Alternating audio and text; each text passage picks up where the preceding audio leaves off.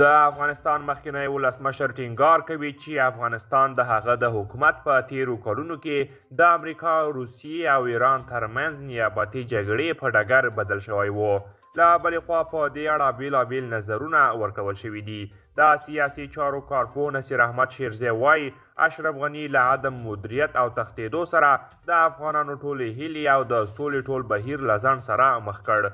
پخوانی ډیپلوماټ عزیز معارج وایي په دې وروستیو کې افغانستان د روسیې او امریکا ترمنځ د سیالۍ ډګر و.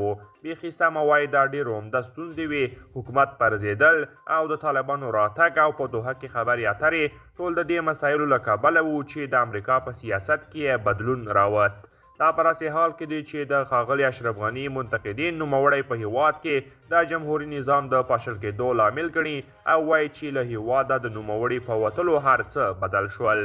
قدرمنو دوستان، دا و زموږ د نن ورځې چمتو کلی خبر. تر بیا ښه وخت.